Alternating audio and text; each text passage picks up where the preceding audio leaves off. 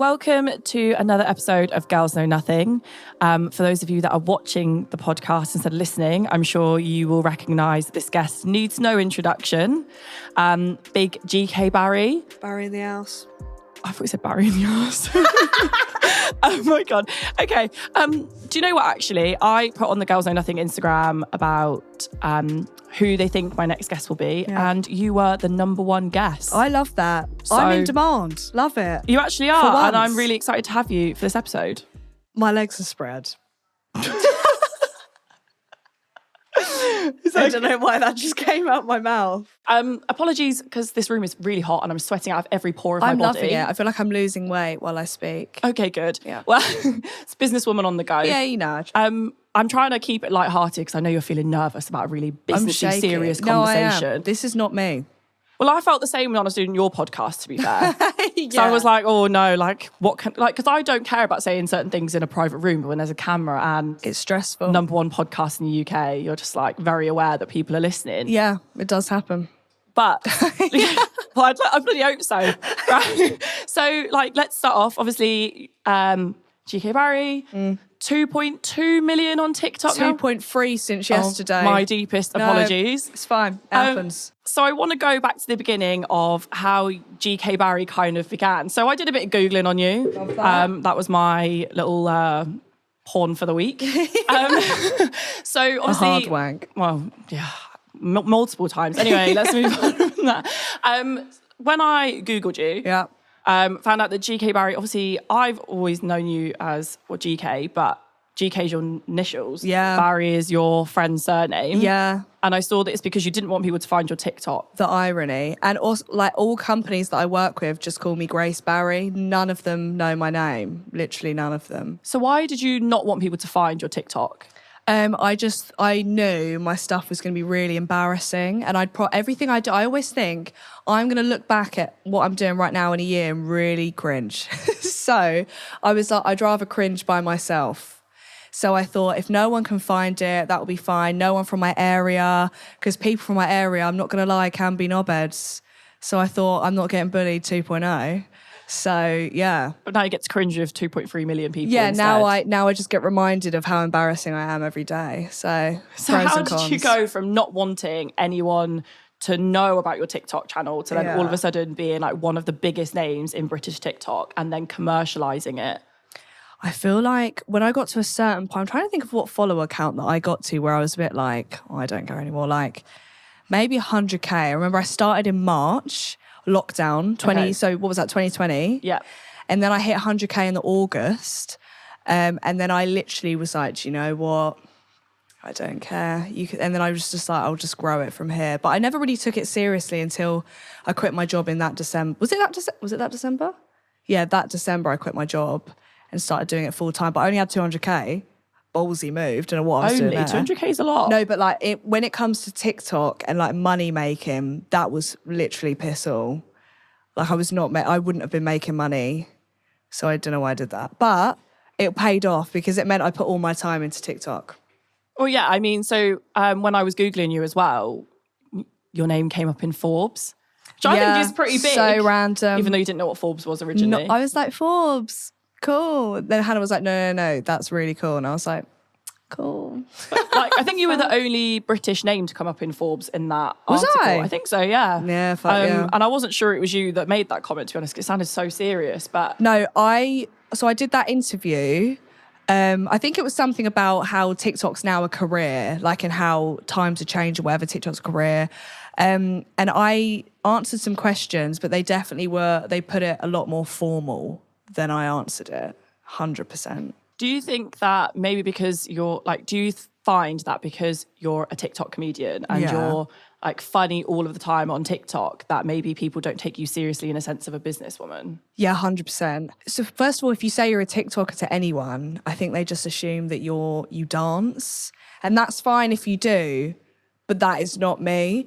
So I think people just assume you're probably thick or whatever. So I think it's a bit difficult, especially now I'm kind of getting my name out there, but to start with, I don't think people really wanted to work with me, especially as I was so crude. My stuff at the beginning was so out of pocket that people were just like, you were not brand safe. Because I think I remember the first TikTok I've seen of yours was how many shots would it take to go through the England squad? Not many as well, actually, which is really embarrassing. I would just do it under one shot. But no, yeah, that was, oh my gosh, yeah, I forgot about that. That was, when was that? During the World Cup or Euros, The Euros or something. last year, yeah. Yeah, that was, I didn't even watch it, so I don't know why I did that. But yeah. Yeah, I mean, so like, because I know a lot of your followers will know that you're at uni because you make a lot of TikToks that are associated to university. I'm always hungover. Student life. You might as well spend that $9,000 very well. Exactly. But obviously, I mean, I didn't know, and I think I struggled to find like what you actually studied at uni, and it wasn't until I asked like people in management like what you study. And obviously, it was media, isn't it? So I started off with my undergrad doing filmmaking, which really because I did like film and TV or whatever. Because originally I wanted to go into like film production or like being behind the camera on TV. And then Corona hit just as I was in my third year, and I was like, I can't leave yet. I'm not ready. I need to drink a bit more. So I decided to do a master's in digital marketing. And I do not know what I thought a master's would be like, but it was not that. It was so difficult. Because I remember like reading about you again, you were saying that, you know, you kind of put your eggs in one basket in terms of TikTok and probably didn't focus as much in your third year as you could or should have done. So then it's like, why? How come you decided that going to a master's would be the right thing if you felt like your TikTok career was taking off enough for you to not focus on your third year? Do you know what's weird? I'm getting better results this year in my master's than I was in my undergrad, but I'm busier now. So I don't know how that works. I don't know what the science is behind it, but I think it's just because with the undergrad, I just think I was like, I wasn't really taking it very seriously, and I was just kind of there to like party or whatever. But I think for my master's, I was a bit more like, because I just thought having a degree in filmmaking is not going to get me anywhere. Realistically, like I didn't really feel like it was going to get me anywhere, so I thought I needed a master's to like really secure that deal. And then I just really blew up on TikTok, so I was just like, right. So I know one of the things that you've spoken about is a bit of a fear because you can be quite crude, and as how you put it was not brand safe. Talking about cancel culture and the fear of being cancelled, because when you are a creator, you are putting all your eggs into the basket of your followers and the brands that commercially support you.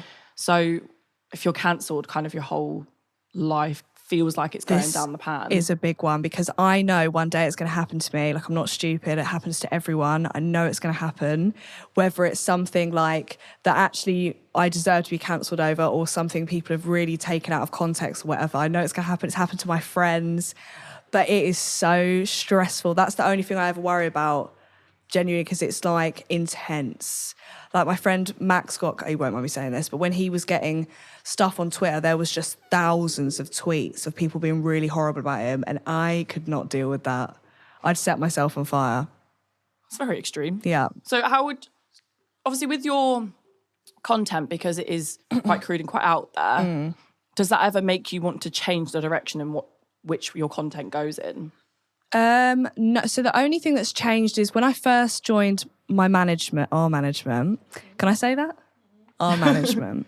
They were like, there's a few things that you need to maybe just hold back on a little bit. Don't go as extreme.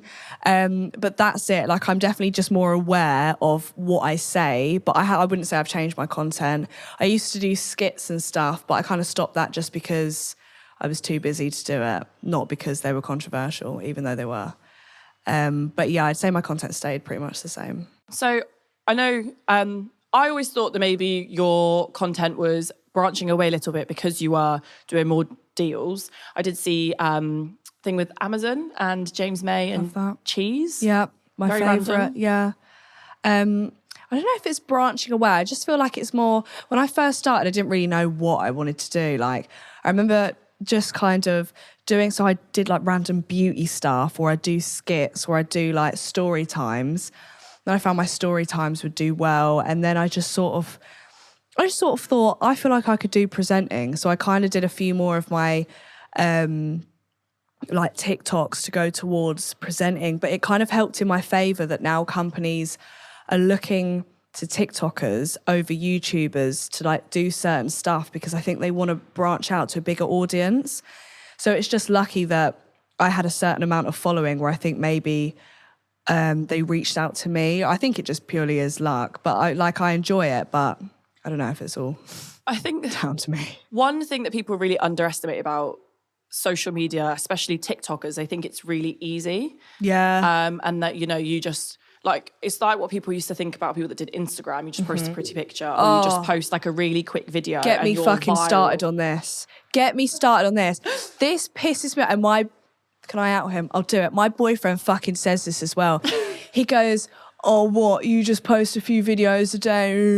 And it's just like, people have a job, you work 9 to 5, and as soon as you finish at 5, you finish at 5. We don't finish at a certain time. Hannah will like randomly message me at certain points, or like I'll get things done where it's like, you need to do this today, you need to do it ASAP, you need blah, blah. And you're constantly having to keep up with what's going on, to do a video on it because I know that will go viral, constantly stressing about the amount of followers or like whatever. It's just hell in there. I think there's a lot of numbers involved in it as well, isn't there? Too Like many. you have to look at your trends, what's done well, what's not done well. And I think people don't really like being creative. I think is harder. Like now I've left what I used to do and do the like social media. It's harder to come up. People just think like, this is again, like when people say, oh, blah, blah, but it's like, I have to think of something new to post that I haven't posted in the 2 years that I've been on this app. There's only so much shit that I can talk about until I'm like, what else? So I'm constantly having to think of new things to come up with, blah, blah. And it's just the creative bones. It's very stressful. They're creaking. It's very stressful. Do you ever get worried that you're going to run out of content, or are you just going to keep doing stupid shit to like get content? I'm going to dry up at some point, and when that day comes, I hope I've married my boyfriend and I hope we've won the lottery, so we can just retire because. I don't know your boyfriend's name, but no pressure there. Then. Yeah, no, keep buying those lotto millions. You know? So, like talking about creative juices and like constantly having to plan and stuff. Saving Grace. Congratulations. Thank you. 100,000 subscribers as of, I'm going to say today, but it was probably a long time ago. You got your plaque from YouTube. Got my plaque. How did that Saving Grace come about? So first of all, my management, this is like a management plug, but it's like they kept saying, you really need a podcast. And I was like, I don't know if like I'm made for that really. I don't know if that will really do anything. And then I went on the Fellas podcast and they just basically, I think I was so vulgar. They were like, you just need your own. They wanted to basically take me on underneath the Fellas studios. So they built my set. I made it clear that I wanted to drink on it. I wanted to be vulgar. I wanted to just basically have it be my own. They were fine with it. Create the headlines, get myself a blue tick. Still doesn't happen, by the way. So not even on TikTok. Sort that out. TikTok's the hardest one to get one for. Yeah. But I ever since this headline stuff, I've been sending it to people being like, blue tick quick. And they still haven't done it. I love that. You've got the #1 podcast in the UK, but the priority now is the blue tick. It's the blue tick. I'm sick of it. But yeah, that's how the podcasts happen. Like, how does it feel to know that your podcast is #1? Not even just in comedy, but like #1 in the UK. I am the worst person to ask this to because I never actually realised like what it means. Like the other day, I was in Wembley. And I was like, fucking hell, there's loads of people in here. What, it's like 3 million in here? And they were like, no, it's literally 25,000 or something like that. And in my head, I was like, oh my God, that's a lot of people. And I've got like 2 million. So like, imagine all of those people in a room. I can never think about, does this make sense? I can never think about what that means in my head. Does that make sense? As if you were standing in a room with that many people. I can never rationalise it until I see it. So when someone was like, you've got the #1 podcast, I was just kind of like, oh, okay. And then I went to the podcast awards and then I saw all of these podcast people and I was like, oh, like these are ops and I've beat them. So I kind of was like, okay, that kind of puts it into perspective. This is going to I feel like I'm really old now and I'm like, what the hell is ops? Like, friend of an op is an op. Like, because that's really helped, thank you. Like, they're like competition, they're an op. Oh, okay. Wow, I really showed my age We're there. ops. Are we? Kind of friendly ops. Well, when we get our boxing match, maybe. I've been training, I'm going to let you know that. I heard Alex Wasabi pulled out of the KSI fight. Maybe we should get in. We should, yeah, I'm ready. When you rationalise the amount of people that follow you or the amount of listeners you have on Saving Grace, do you ever wonder what you would be doing if you didn't have the platform you've got? I think I would still be at Costa and I would not know what to have done after uni because I'm the type of person in my life, I have never ever known what I wanted to do. And I was really bad at school. Like I got like no GCSEs. I got English and drama. So what the fuck's that going to do for me? And I went to like a reject college, literally got like, I kind of worked my way up so I could get into uni, but again, I wouldn't have known where I would have gone. So I think this is kind of a blessing. I'm glad it happened because genuinely, it's what it's like anyone. I feel like, does anyone know what they want to do at 22 when they leave uni, realistically, unless you are one of those people that know. Yeah, really narrowed it down there. Yeah. Unless you're like a paramedic, then you're like, I know I want to be a paramedic. The thing is, even though you claim that, you went to a reject college. I did. Cambridge Reject College, big up. Actually, when I have had serious conversations with you, they are far and few in between. When I have had them, it's I actually think probably out of a lot of people that I've met in this industry, you probably are one of the most like business savvy people out there. You've openly like said to me, you're not very flashy. You don't spend money on outrageous things. Save that shit. Yeah, but then that's a very like, people might underestimate you in that sense because TikTokers do make good money, especially with the deals that you've been getting. Mm-hmm. But like, and you don't spend your flashy money. So like, do you have plans about what you're going to do? I just think I'm very aware that social media is something that could so easily go. People have a sell-by date. Like I've seen people that were so big when I was growing up, now no one really gives a shit about. So it's like, I feel like I've got to make all my money now and invest it. And then like, because I was thinking, well, if I get all this money, save it, because now I'm out of uni, I can like properly save, so I'm not spending it on stupid shit. Save it, like buy a house, rent it out, like after I've done it up, and then go from there, because at least I've got my finger in a pie. Whereas like if I'm just on TikTok, like I've probably got a lifespan of maybe a year, 2 more years, I'd say. In TikTok. No, I do think that. No, I know everyone don't. shakes their head, but I do think I've got a lifespan of about 2 years. No, because then you would just move on to like the next thing, surely. If TikTok goes, like, I don't think you'd be dried up. I think you would just move on to the next thing. Like, I could see you having like your own talk show on like Amazon or something like that. Yeah, true. I'd like a little Alan Carr sector. Do you know what I mean? But I with could the be dogs. the next. Yeah, like chatty man, but More vulgar. fat pussy woman. Like I could do that. I could do that, but I don't know. I think I'm too vulgar for TV. That's my only issue. I don't think so. We've let Piers Morgan onto TV. I mean, if that fucking man could be on there, so can I. Well, if he's not dried up, I think you'd be all right, to be honest. But then, like, I'll live forever. Fine. I'll roam these streets. sorry, with all those savings, you can buy all the Botox you're going to need. Yeah, Just but freeze you, so then you're the same person for the rest of your life. But like, so if, like, genuinely, what would you want to do? If TikTok was to die tomorrow, what do you think you would want to go on to do? I love my podcast. I definitely still carry on doing that. But I think I'd love to do some sort of presenting, doing like GK Barry and just does loads of shit I'm scared of doing, because I know that would make great TV because I'm a massive pussy. I don't know. I just want to do something TV-wise, want to move on to that. Have you ever thought about Big Brother's coming up? I'm fucking on it. Have you sent your application in? No, I'm going to get Hannah to do that now. Right this second. I swear to God. Stop the recording. If I do not get on, I know I would thrive on that show. I was born for Big Brother. I'm telling you, that's my only, I'll die because after you that, can it's be fine. vulgar on Big Brother. Yeah. You can, I mean, for God's sake, you can have sex in a bath on Big Brother. Like, I wouldn't do that. Not because your boyfriend's watching. Yeah, no, unless he's in the house with me. No, but like you can do, I just feel like it's but the thing is, now with shows, you can't do anything because like Ofcom and shit. So you can't even smoke. Yeah, you would know. I would know. Can't even smoke. What's the point? I don't even smoke, but if I want a fag after a stressful day, I'll have one. I feel like I've touched a nerve. Yeah, like, I'll smoke. Don't smoke, but I really want to. Yeah. Oh, I've got foundation on the mic. Rightly so. No, well, to be fair, do you know what I think you would be really good at, really ironically? Tell me. Antiques Roadshow are doing a celebrity version. Are you on crack? I think it'd be fucking hilarious. I think I've watched that show once when I was off school ill. It must have been a really slow day. So I don't know what you actually have to do on that show. I'll do it though. I've got a few old rings. No, you don't have to bring your own shit. I've got some Reeboks from a few years ago. I'll be all right. No, you go and buy shit.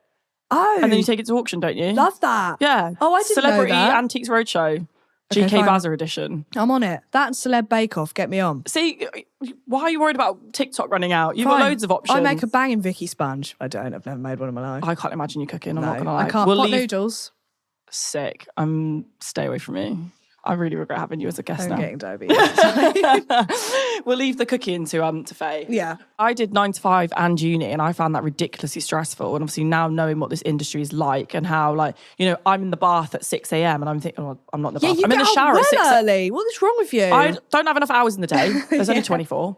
I like will start voice noting people at 5 in the morning. Sorry, Hannah. In the shower. So like, I can't even comprehend being able to do a job that's 24/7 plus actually being at uni full time. I wasn't. So I'd miss like an occasional day or two of lessons, and they'd be like, work is not an excuse, you can't miss uni. And I'd explain, I'm like, this isn't like a part-time job, like this is actually like my career, like this is the fucking side hustle, do you know what I mean? And they'd still be like, it's unacceptable, blah, blah. I think I got marked down in a module because I missed 2 lessons, like a full marked down.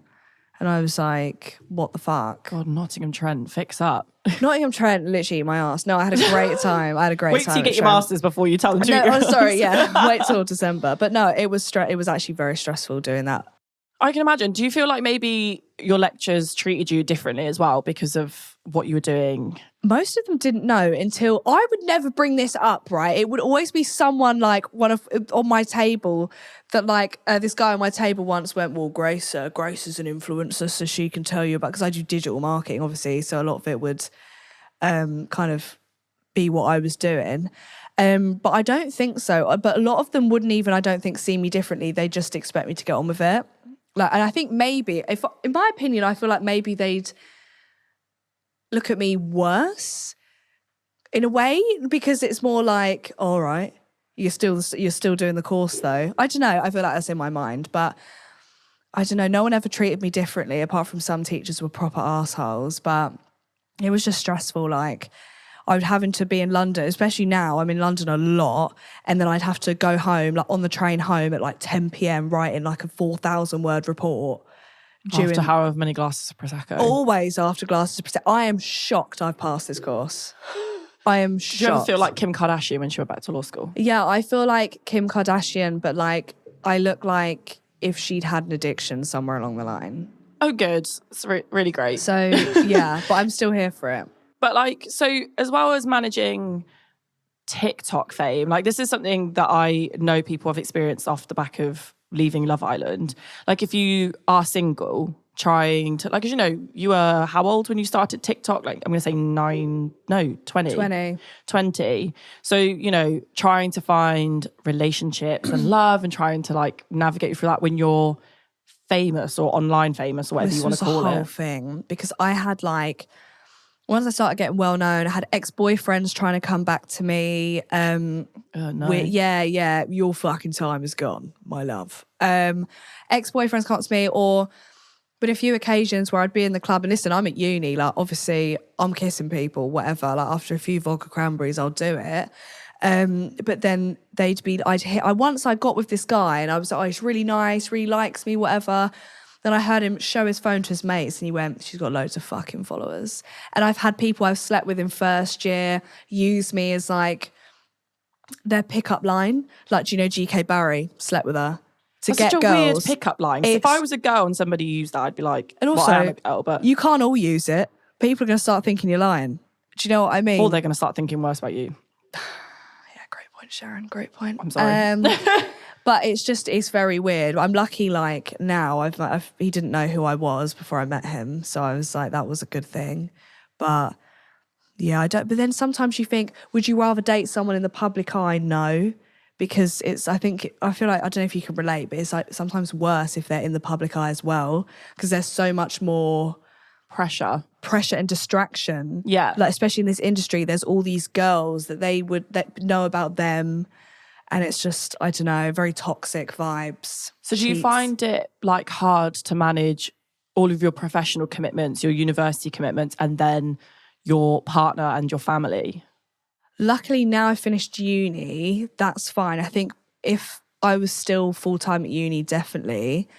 Because I'm always in London. Luckily, he lives in London, so it kind of goes hand in hand. Saves that hotel bill. Yeah, cheers, thank you. What do your family feel about like your career? Because from my perspective, my dad was stood in my garden yelling at me, going, "What the hell are you doing with your life? Because you've worked so hard for however many years." Like, what do your parents think? Do your parents like wish, "Oh, Grace, I wish you'd grow up and get a 9 to 5?" Like, well, so when I first started, my parents did not understand. They were literally like, what?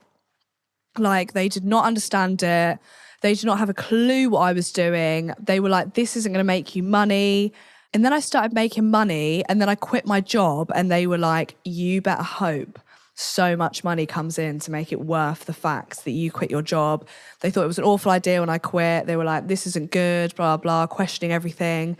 And then they started seeing me kind of like, they'd be scrolling through stuff and they'd just see me pop up, or like I'd just appear randomly, or people would go up to my mum being like, oh my God, your mother Barry. Like, and I think it sunk into them a little bit when I started making money that this was like a normal thing. And now they love it. Like, I think they're really supportive of what I do. And my mum is a bit too supportive. Like, she will literally tell everyone. She's going shopping, they're scanning bags, and she's going, you had a GK Barry, you got TikTok, get that up quick, I'll do it before you finish scanning.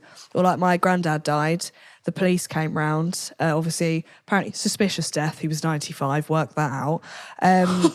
And the police were like doing all the, the reports and stuff, yeah. And she went, shall we put on my daughter's podcast? It's Saving Grace, by the way. You can watch it on Apple, Spotify, and maybe YouTube. we should get Mama Barry a t-shirt saying my daughter is GK Barry. My mum literally fucking loves it. I mean, I guess you can find humour in everything. Yeah, may you rest.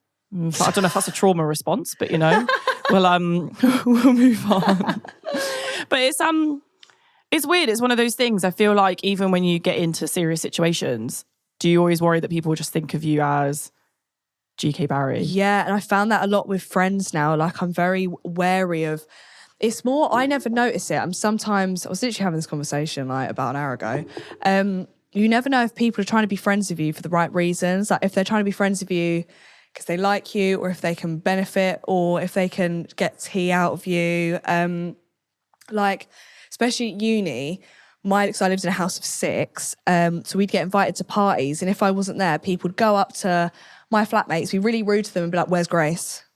And clearly the invite was there because of me, but like, how would you know that? It was just, don't know, or people would just be really rude, like they'd shove my friends away to come and speak to me, and I'd be like, this is just not the normal way to act. Like, this is not how to become friends with me. If you want to become friends with me, be nice to my friends. Do you ever feel isolated or lonely because of something like that? There was a weird time during this year, I feel like it had to have been February or March or something, where there was a point where I was getting recognised like a lot in Nottingham, because obviously everyone knows I go to Nottingham uni, so I was quite like a bait person at that uni. But it got to a point when I'd leave, like, people would be really weird, like they'd shout my name, but like they wouldn't come up to me. It wouldn't be like a night, like I would never mind if people come up to me, they'd like shout at me on the street, or like be like, oh my God, that's GK Barrett, or like just say really kind of rude comments. And there was a time where I was literally like, I don't even want to go, I don't even want to leave the house. Like, I went to a house party, which is something like every uni student does. Yeah. And I went there and someone put my TikToks on the speaker in front of everyone. I remember hearing about this. Yeah, and I was literally fucking mortified. Like, I was so embarrassed. I was like, what a muggy thing to do. And I think that's another thing that people don't realise that comes with like online success and like fame, if that's what you want to call it, that, you have all of these people watching you on your platform, but then also, you don't know who to trust in the real world. But then, you feel like you have all these people, but then you feel isolated when you're talking to people in real life. And all these people think they know you because obviously they watch me on my TikTok and I talk about everything pretty much on there. But GK Barry is very much like a character. Not character, it's like an emphasized, is that the right word? Emphasized version of me. Like, it's like a lot of TikTokers, if you're in a room with us, just us, we're not like that. We're actually, believe it or not, we're actually very calm and normal. So it's always played up to the cameras a bit. And I think when people come up to me, they expect me to be this like massive, like caricature of yourself. Like fucking Cockney guy. And I'm just not. It's just Fucking hell. emphasizes the story times a bit. Yeah, because I mean, this is the thing, like with social media, it's, you know, TikTok only goes to about 3 minutes. Yeah. And not 20, I don't even know how old you are, 23 years? Spot on. Oh, good guess. On Friday, yeah. I'm disgusted by the fact you're a 99 baby. You're closer to 2000 90s, baby. I'm clinging on by a thread. Yeah, though. literally hanging by a thread. It makes me feel really, because I mean, I'm already going to get judged being old now because I've already asked you what an op is. An op, yeah, no, it's true. You're showing your age now. As if I need any more people. I need to give anybody a reason to call me a Tory. No, she's not a Tory. I can vouch for this. I keep rubbing my chin on this. Yeah, I've put my mouth on this, like literally on this microphone so many times. Eat it you can tell it's been a while. Yeah. But I know when you were talking about your followers and people automatically assuming when they meet you in the street that you're going to be like this caricature version of yourself. You know, after we did our episode of Saving Grace and we got the train back into central London, you know, you got stopped by a fan. Yeah. Which was like really nice to see. But then I kind of felt like you'd change from Grace to GK Barry as soon as you met someone. Yeah. And do you feel like you have to do that when you meet a fan? Yeah, because I feel like, well, there's been a few occasions when I'm drunk as well, I go really posh. I don't know what my problem is, but I go... You are posh? Yeah, yeah.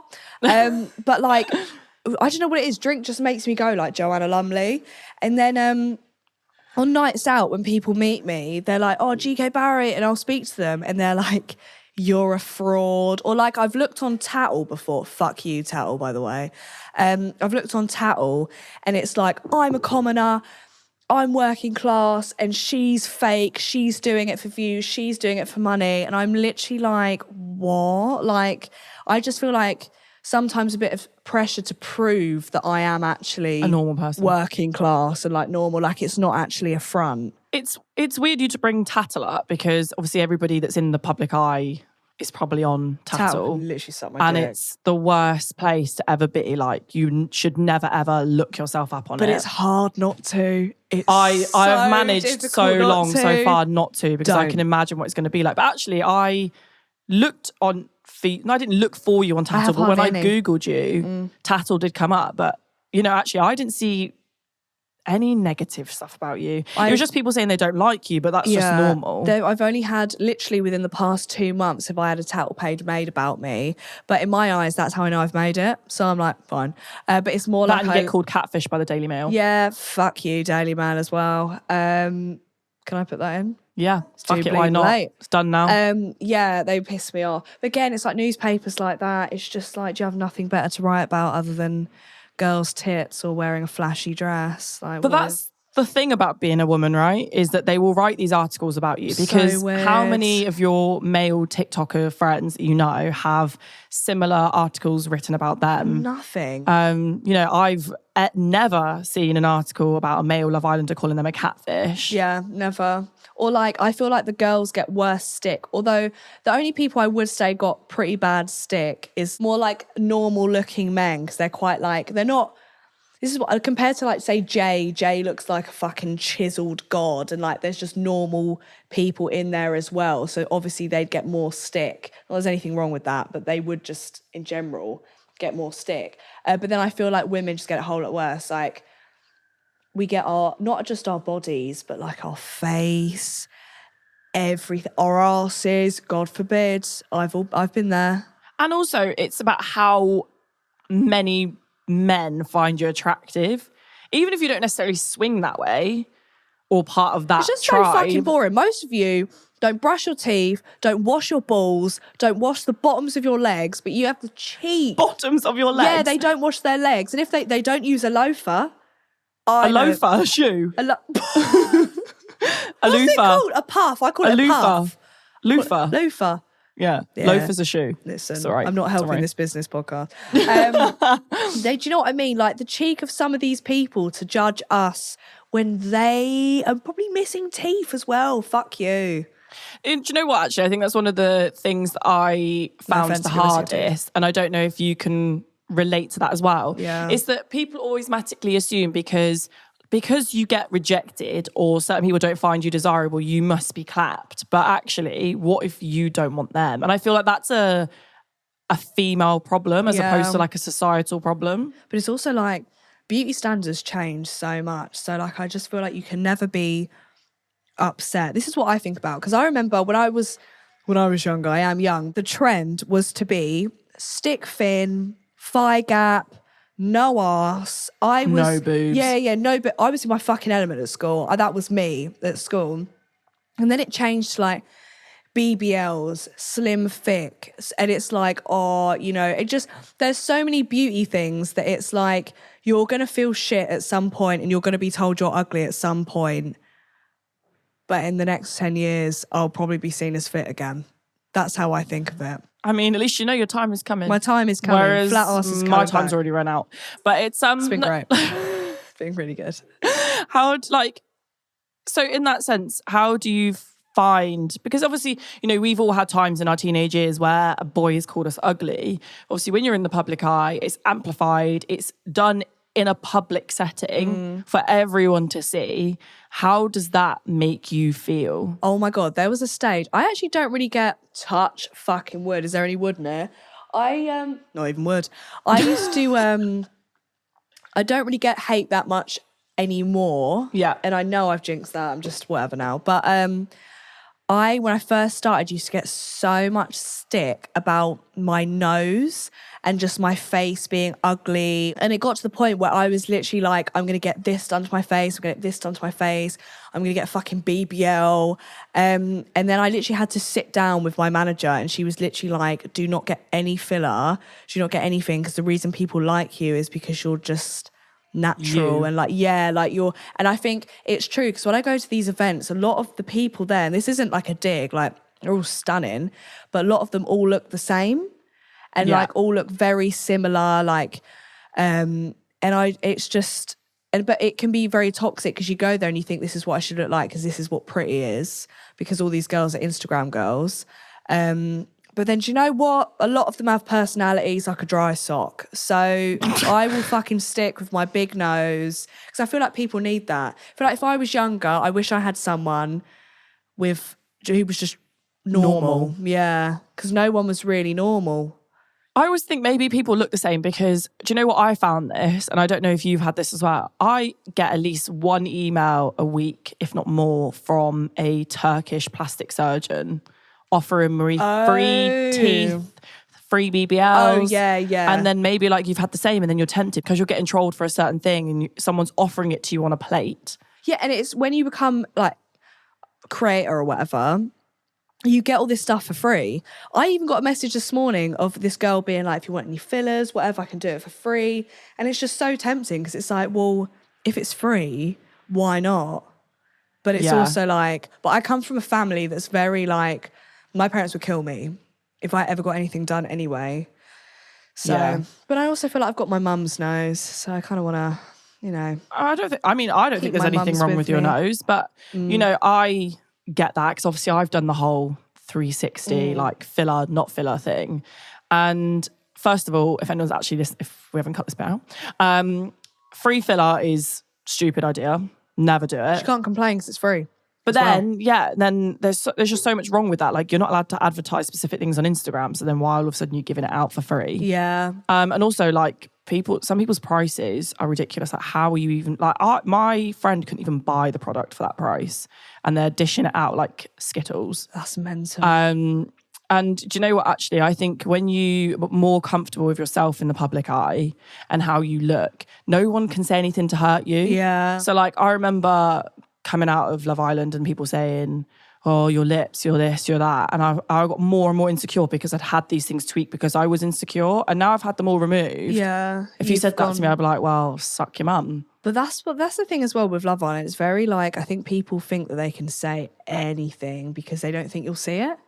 Do you think that with TikTok though? Because you've got more followers on TikTok, so then you're less likely to see it. I do actually genuinely, do you know what's weird? I do think people think I will never see what they say, but I have a weird thing where I go through all my comments. Yeah. Like I will spend hours just being like, but I sometimes if a video's going really viral, I make the conscious effort not to go through the comments, especially if it's like a stitch with a guy, because straight men on Twitter are fucking knobheads. So yeah, I Andrew just don't Tate bother. army. Yeah, fuck off, Andrew Tate. He's really doing my nut in. He's raising these little goblins. Do you know what I want to know, Andrew Tate? How does it feel for my podcast to be ahead of yours and I'm not paying you 80% of any of the money I make? Yeah, Andrew Tate. How does that feel? What colour is your Bugatti now? No, I'm joking. Suck me nips. I don't know. I just don't say nips. No, you don't want to. His brother's fit though. Really? Anyway, I'll take him. they are the same person. Oh, So never mind. he's just a better looking version. I'll take it. But, you know, actually, one thing that I found really helpful on TikTok is word filter. I've heard Do about you this. use this? No, but my friend did when they were getting cancelled. She filtered loads of words and it really helped. But the thing is, I'm just this person that I should not look, but I will. I like to see it. I don't like to see it because it upsets me, but I have to see it. 'Cause you have to know. Yeah. Yeah. It's like when people go about tattle, don't look. And automatically I'm like, I have to look. Like I literally have to. Daily Mail, that Daily Mail article, I was like, do you know what? The worst thing you could do right now is go Read through the the comments. And I just went straight there and I was like, I'm an ugly ogre. And then I was like, his name is Brexit123. So Says it all. yeah, I was like, never mind. But like, no, I think that's the thing is that you're constantly told not to read the comments, but sometimes it's just impossible No, not I'm to. sorry, anyone would. I'm sorry, anyone would. And you can all say, just don't read the comments. Until you're in this position, you can't say that because you want to know. Obviously, sometimes I need humbling, so I will look at my hate comments. I don't think you need When humbling. I'm getting too big for my boots, I'm like, someone call me an ugly bitch. And I'm like, okay, fine. I mean, earlier you did say $2,000 for a card holder, so I'm thinking, Jesus Christ, I don't know what this girl is spending her money on. I don't know what I she's didn't doing. buy it, by the way. Now I feel like when I'm going to ask a politician if they know what a loaf of bread costs. yeah. But I won't do that because Thank I you. don't think I know, actually. I don't think I know, yeah. But obviously, we've spoken about how you're very careful. You count your pennies. And you obviously don't buy anything flashy because you thought a card holder would be $2,000. yeah. And it makes me want to know how you carry your shit around. But I just have never bought anything designer.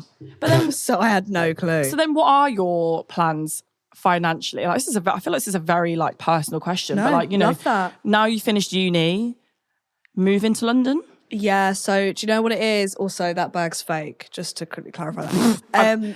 I can tell because of the colour difference to mine. Oh my God, it's so true. It's my mum's as well. It's been worn. I'm in London constantly now. And do you know what? I was one of those people, I was like, I'll never move to London. It's a fucking waste of money.